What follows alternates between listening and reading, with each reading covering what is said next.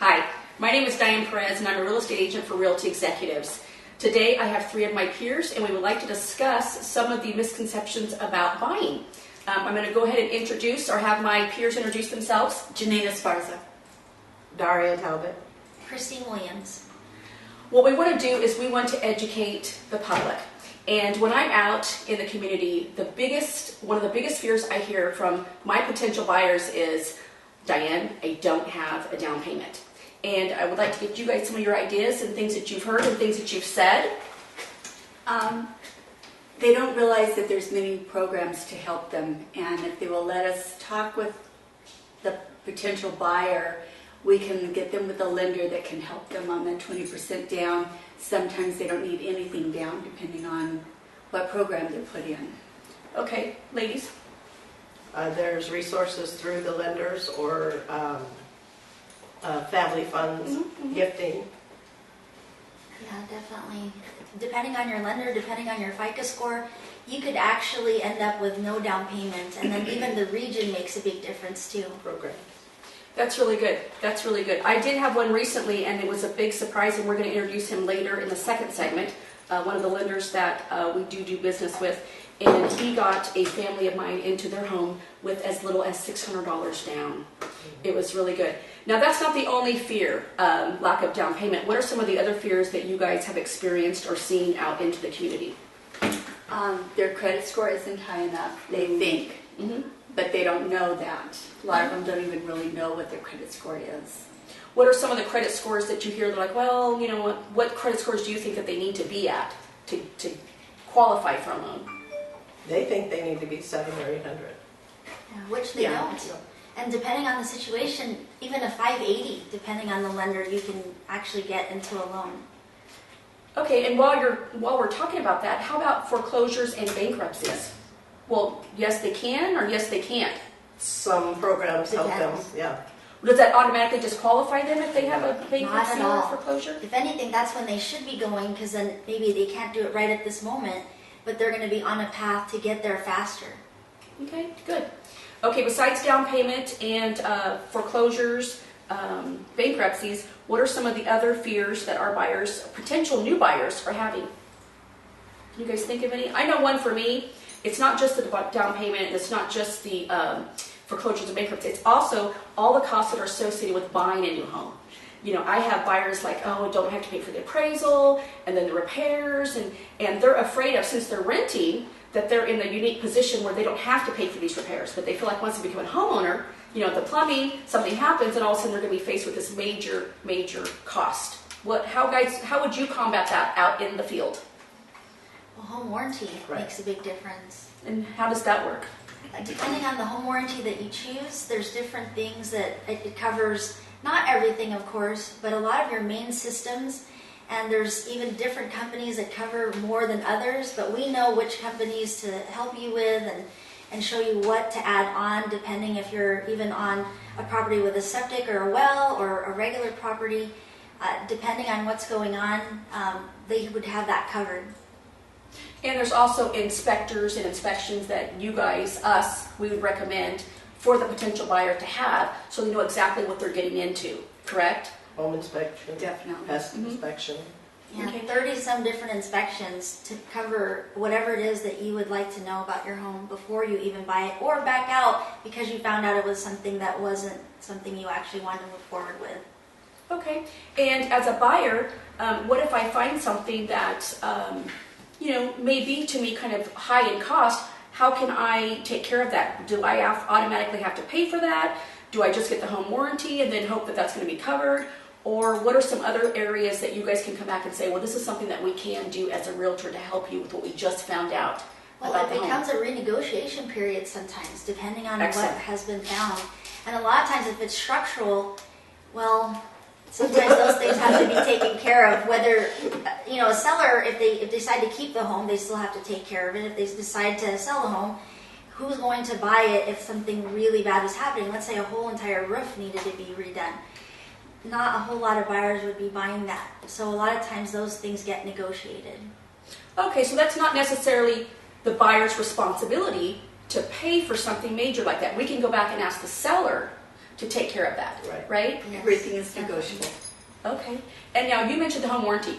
I'm just going to play devil's advocate for a quick second and say if I'm a buyer and you mentioned home warranty, I'm thinking, oh my goodness, this is going to be another cost.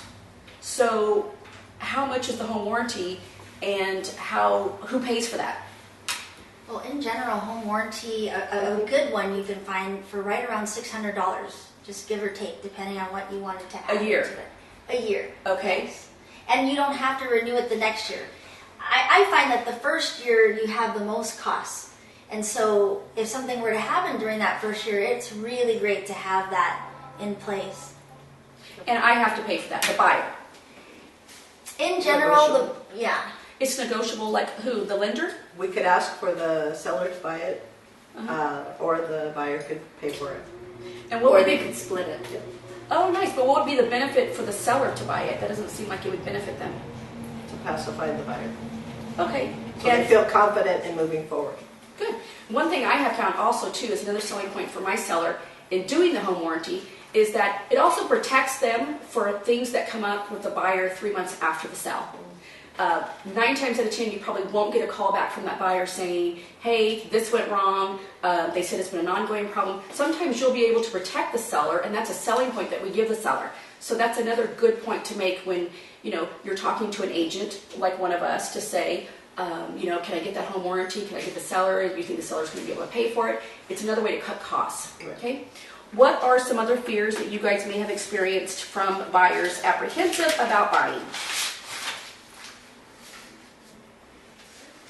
Taking on the responsibility. And how would you combat that? There's a lot of ways to educate yourself in how to care for your home and keep it up to get it. Some of the home warranty, the home inspection companies Right. offer some services that complement home ownership in teaching them and giving them access to tools to take care of their home. Yeah. And they need to think about the benefits of buying the home. Like, Like building equity. They can alter the home, make it their own home, not just a house that they live in. They're building their wealth. They can always resell in a few years with equity and move on to a bigger and better home. that's good to hear. Yesterday, we had the opportunity to go to Legislative Day in Sacramento.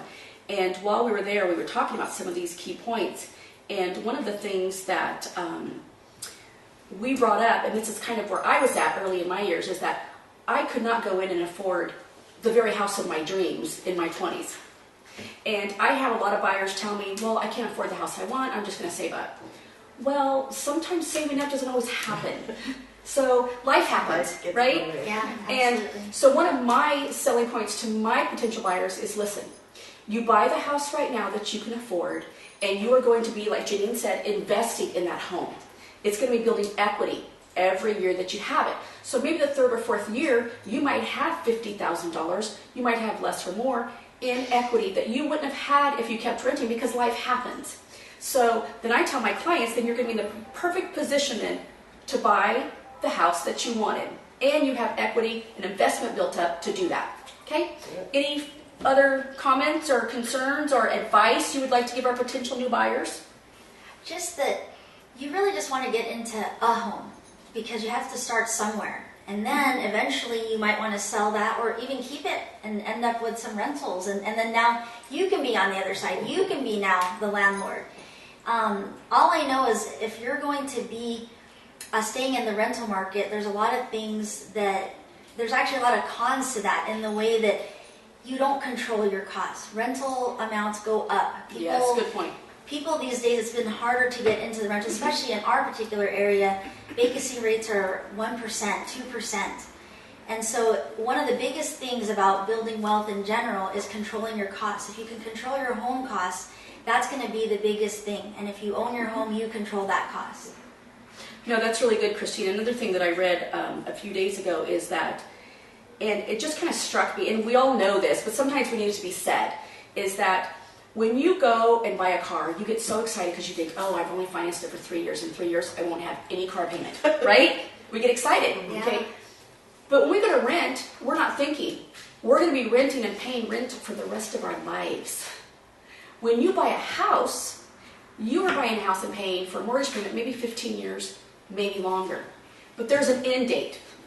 And a house you're going to keep a lot longer than a car, right? Absolutely. You have to live somewhere. Yes, yes. So So, most of the time it's gaining equity and of course, building for you. Yeah, in a 30-year period, which markets do go up, they do go down, but in a 30-year period, you're going to see up from where you bought it. And I can't imagine not having a mortgage payment. I am looking so forward to not having to spend on a mortgage payment. I think that would be awesome. So now our next segment is we are going to discuss, ladies, if there's anything else you want to add. I do. Okay, go ahead, Yeah, please. I'd like to add something. So, tax advantage. While we're not tax people, you want to talk to somebody that you trust in the tax world. But in general, you would have some tax advantages that you don't get as a renter. And take advantage of that. There's a reason why those tax advantages exist, because really the government wants you to own a home. So that's one of the most important things that you can take advantage of. The other thing is you're already paying a certain amount of money for rent.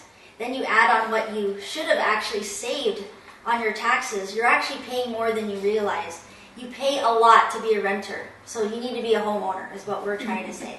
And predictions are its rent is supposed to increase and pass a mortgage payment. Another thing, It's happening already. yes, Yeah. yes. And another thing that we'll just say before we finish up is that Merced County. I'm going to have Christine, because I've never heard it worded better. I've tried. I've tried. I don't know what you're going to tell me to say. She'll be fine. I've never heard it worded better. Is that there's a pride of community when you purchase your own home. You're laying roots. Yes. Whether you're starting a family or you're single, it's your home. And Merced County is a good place to do that. Absolutely. And I want to hear, she does a really good job. I've tried to steal it a few times, but go ahead, Christine. Tell somebody why Merced County is the place to lay your roots. I lived in the Bay Area, and I loved it there, don't get me wrong. At the same time, the cost of living is just too much. There's so much traffic. I even lived in Las Vegas, and I visited, many different places. And this is where I want my family to be. This is where we raise our family, still raising our family. And it's because the community, people, they care about the community. They want to do stuff for, the kids, and they do stuff for, like the art hop and so many different activities that are happening that you see. They bring in a lot of different events. And yeah, I know we don't have the beach, which I used to go to a lot. And I know that we don't have some of the things that you have there in the Bay Area. But I think something more important is here. And I think it's family and spending time together, and that we get to be together as a community. So, Little League, parades, festivals. Yeah, all of that. People are friendly. Yeah, it makes a big difference. Yeah. So I think that's a nice perk for to purchase a home in Merced County. And our next segment is, and I know some of you are probably thinking, well, that's all great, but what about programs? What about lending? You said you got somebody in a house for $600. That's probably not going to pertain to me. So our next segment is going to talk about the different types of loans, and we have an actual lender that'll be here. And if you have questions, we would love you to send us an email, popcorn in somehow, and we'll answer any questions you have.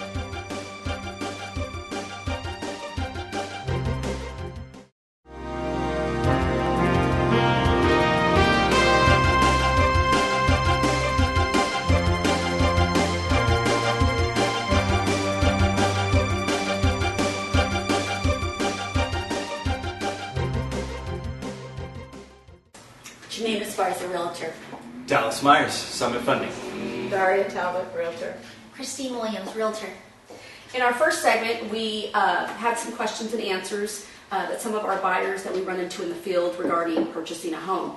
Most of our first-time home buyers think that you have to come in with 20%, you have to have a perfect FICO score, and a lot of those are misconceptions, especially most of those actually are misconceptions right now. I'm going to brag about Dallas just for a quick second.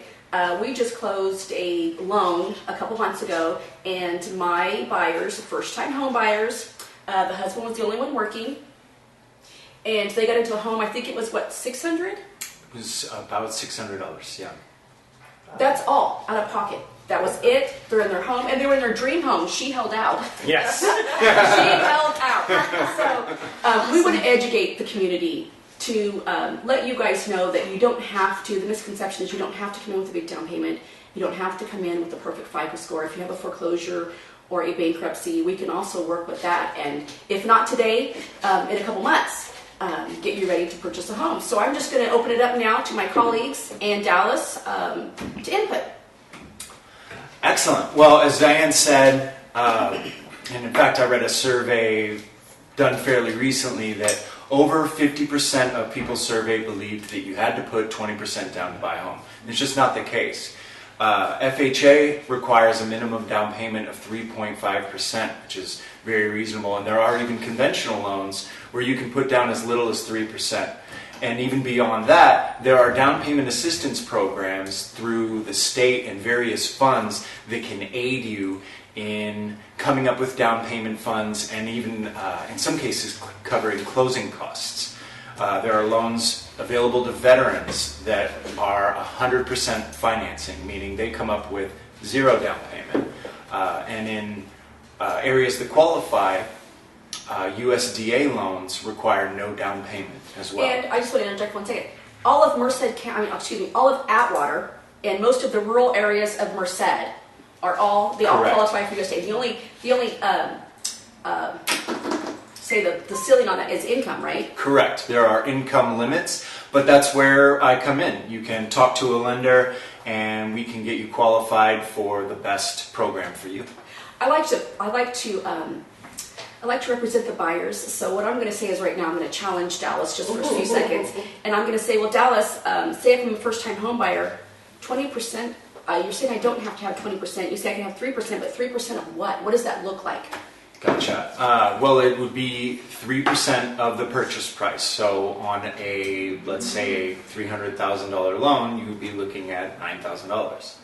Okay, and the median house here in Atwater and Merced is about, and I'm going to say it's $275 to $280 for Atwater, and I think it's $275 for Merced is the median. So if he's talking about $9,000 for a down payment, that's really a lot of money, right, Yeah. for the average person? Certainly. And that doesn't Yeah. count closing costs, because a down payment and closing costs are two different things, right? That's correct. Okay. Yeah. So we're looking at another 5 or 6 for closing costs. That's a fair estimate. Okay, Yeah. so maybe about $15,000 to $16,000. Correct. Well, I know a lot of the buyers are probably already getting nervous. So Yeah. us as agents, we work closely with our lenders to work out these details for you. And there's a few things that as agents we can do to help the buyer and help the seller sell the home. So I'm going to have the agents pop in on this one.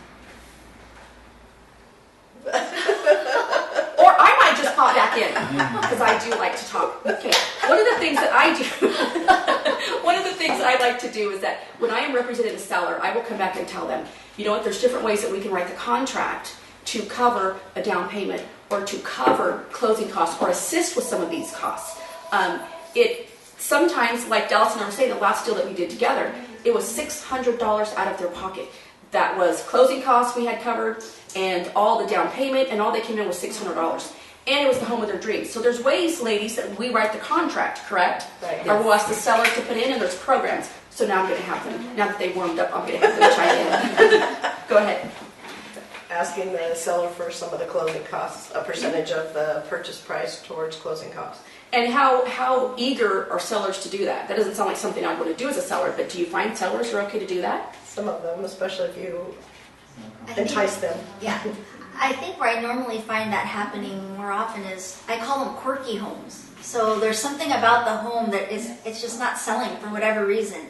Maybe there's something like odd colors or something that they don't like the flooring or anything really. They're now willing to do some closing costs. And then another thing is gift funds. So a lot of times family members can help with gift funds. Other sources of money, you don't think about your 401k, but you can actually take money from the 401k to purchase a home, and that will help with down payment, closing costs, whatever it is. With minimal negative impact. And the Yes, 401k absolutely. tax. That Borrowing too. it from yourself. Yes. Yeah, absolutely. Sometimes if they're not at their limit on their loan, you can increase the purchase price of the home to give the seller the money, and then he gives the credit back. And that is another way that they could get some of it closed and then use it in their loan. That's a really good point, because I have done that, and Dallas and I have done that on numerous occasions.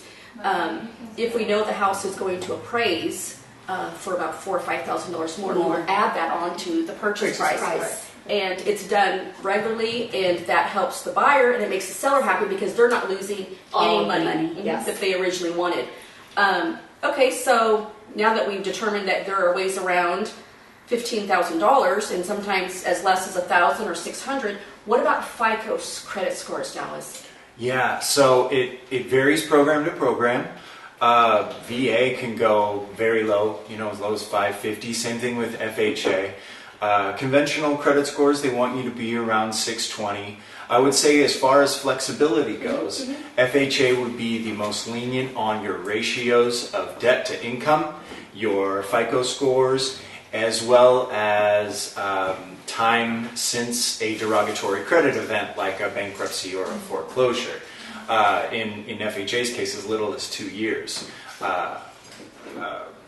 So 2 years ago, they could have a bankruptcy or a foreclosure, and they could still possibly get into a home. Well, 2 years on a bankruptcy and then 3 years on a foreclosure. Very nice. Very Yeah. good. Okay, good. Okay. And what about, what does a 620 look like?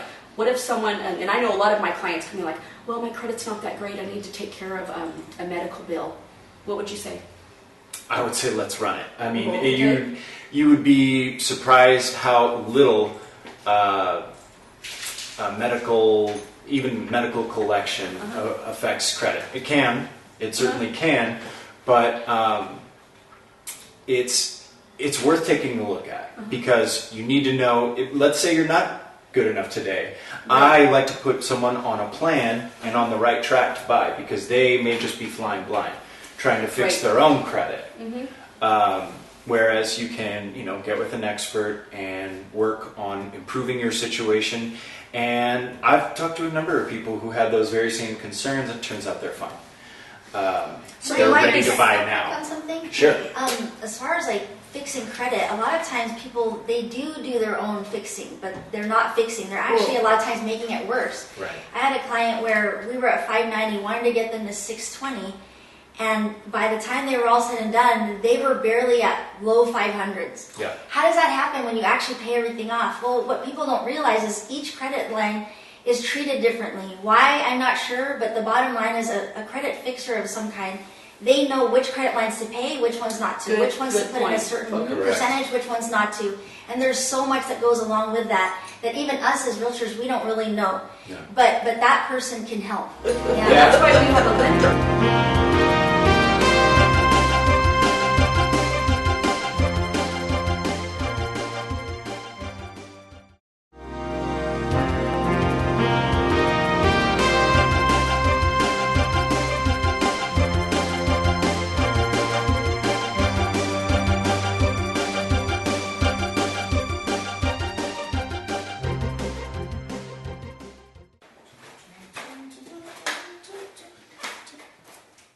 Oh, how you doing? Have you been helped? Oh, I would love to assist you with that. Oh, you're looking to buy a house? And you're renting. You know what? I was just having a conversation with Remy about that. Just a second. Let me call Remy and we'll definitely discuss this. Remy! Remy's another agent. And your name is? Okay. Hey, Remy, this is Mr. and Mrs. Buyer. Hello? They are renting right now, and I was just telling them that me and you was having a conversation about buyers versus renters. So how convenient. I was telling Remy that when you are buying your own house, that is the ultimate investment in yourself. Think about it. If your rent is $1,000, in 1 year you spent $12,000 on something, an investment that doesn't come back to you. As rent, you never see that money again. Now, if you are buying your house, that money is an investment in you because it goes towards the house, it goes towards your taxes. It's a total investment. What do you think, Remy? So I think you just framed my opinion on renting. It's like peeing in the bed. Feels good while you're doing it, but eventually you need to do something about it. And that's why we promote home ownership. One of the greatest advantages, number one, anything I can do to curb Uncle Sam's reach into my back pocket is actionable for a moment for me. So understanding that there's up to a $10,000 tax advantage for new homeowners is huge. Wow, $10,000, huh? Consult your local CPA with details on that one. Also, just think about it. Think about just when you're driving down the street and you see beautiful neighborhoods. Sometimes you see brown grass. Do you think that's a homeowner or do you think that's a renter? Homeowners have pride in their investment, pride in their piece of land. It gives you a peace of mind. Think about all the memories that you create with your family. Homeownership means stability. Remy?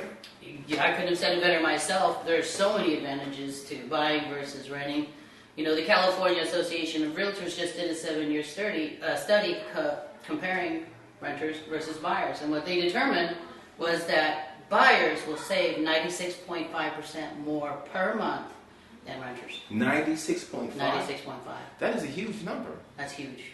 Very big. Very big. And also think about most of the people, when they come to buying a home, they come up with two things. They either say, hey, I don't have that down payment, or my credit isn't as good. Well, when you're renting, you have to go through the same process. You have to put down the 2 months as far as renting, and then you also have to have pretty good credit to rent. Why not buy a house? I think that would be a better solution. What do you think? Definitely a better return on your investment, and that goes back to the same 7-year study I was talking about earlier. CAR determined that, for example, if you buy in San Francisco, the return on your investment is going to be 119%. In Alameda, it's 106%. Wow. So buying will always net you more money than renting. Well, based on what you said, just think about all the people that might have bought their house right after the market tanked. Think about all the people that bought their house in 2008 or 2009. Think of how much equity that they have in their house. I mean, it could be in the triple figures. That's a lot of buying power. Real estate is always a good investment simply because it's always appreciating it, as I might say. Exactly. And then at the end of the day, when you're done with the house, what do? You go sell it, you make a profit, and you move on. So rent versus buying, I definitely would say you should definitely buy. And pretty soon, if you're renting, your landlord, if they haven't, they will raise your rents because rent is raising, right? Yeah. Especially in Merced County, Atwater, all surrounding, rent is getting astronomical. So what would you say about that? I think now's the best time to buy. Take advantage of the low interest rates, take advantage of the tax advantages, the savings, the return on the investment. It's really a no-brainer. If you want more information about rent versus buying, me or Remy will be more than happy to assist you. I'm glad you came in today because just by coming in, it's just starting the process. Starting the process, you have to start somewhere. So thank you, Mr. and Mrs. Buyer, for starting this process. But we are high on customer service and we're guaranteed. We will guarantee to hold your hand throughout the entire process. Our next segment, we will actually bring in a lender to tell you more information on actually how to start the process and how to buy your home. Come on back with us and we'll sit down with the lender and we'll go through some options that you might have. Do you have any questions so far? Wonderful. Come on back. Remy? Thanks for chatting with us today. See you soon.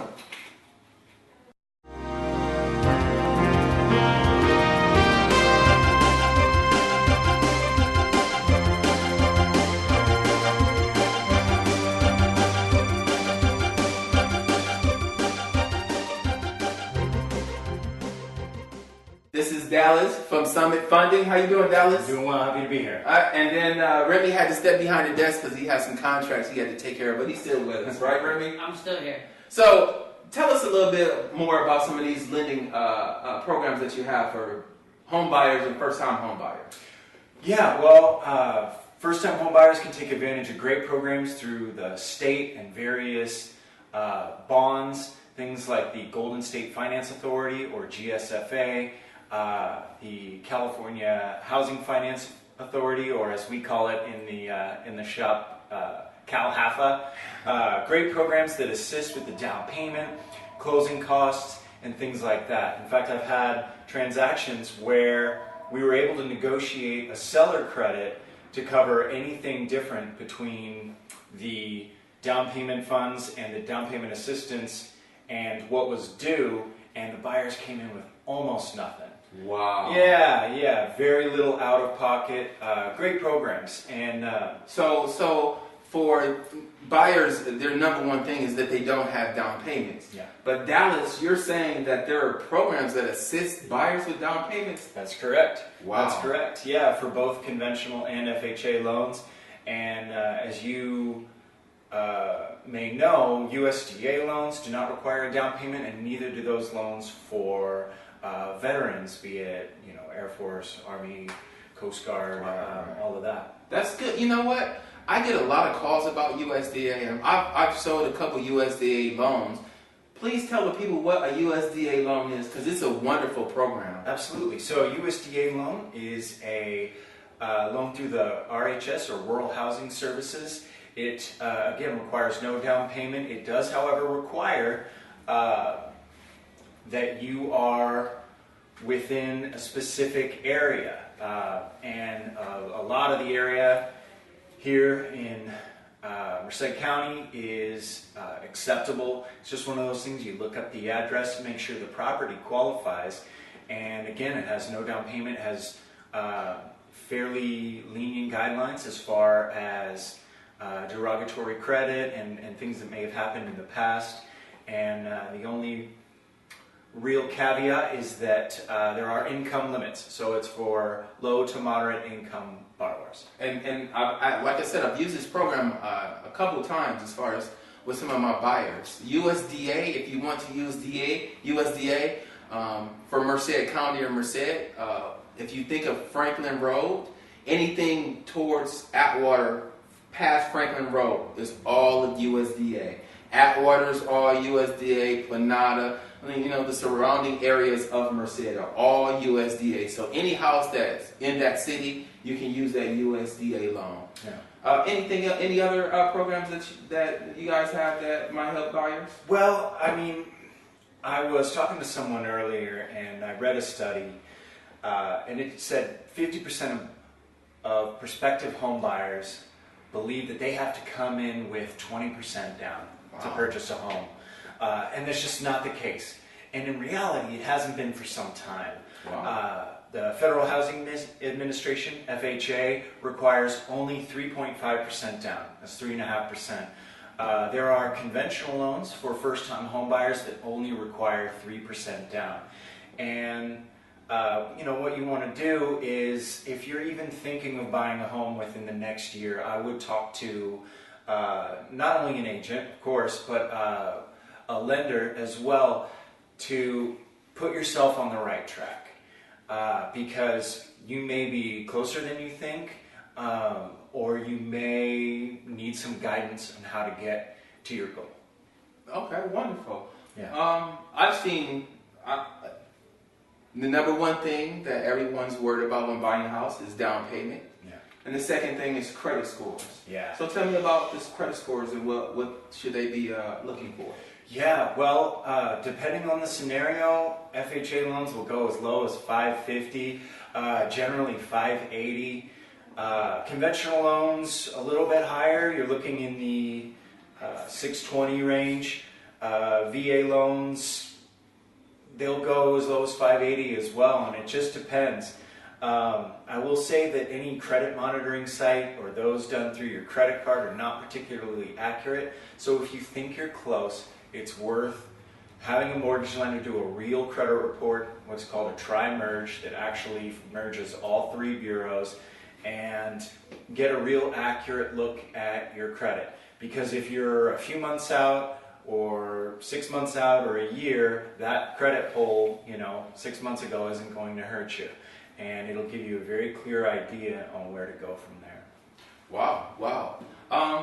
Thank you, Dallas. I appreciate you. A pleasure. Thank you so much for having me. Hey, if you have any questions or concerns, check it out. Dallas' information is right there below him. My information will be right here below me. And then Remy's information is right there below him.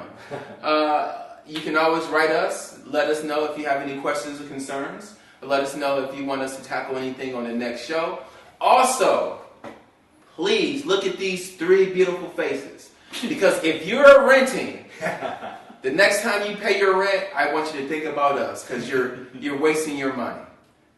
Until we see you next time, Thank you. Realty Executives, one-stop shop for all your needs. Dallas with Summit Funding. Thanks a lot. Have a wonderful rest of your day.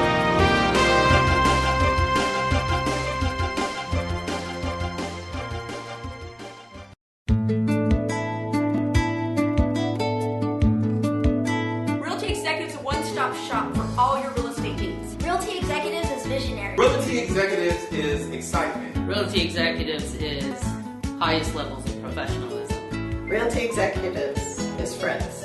Realty Executives means customer service. Realty Executive means a support team. Realty Executive means family. Realty Executive means that we can come together as a group and solve all your issues. Realty Executive is full of resources.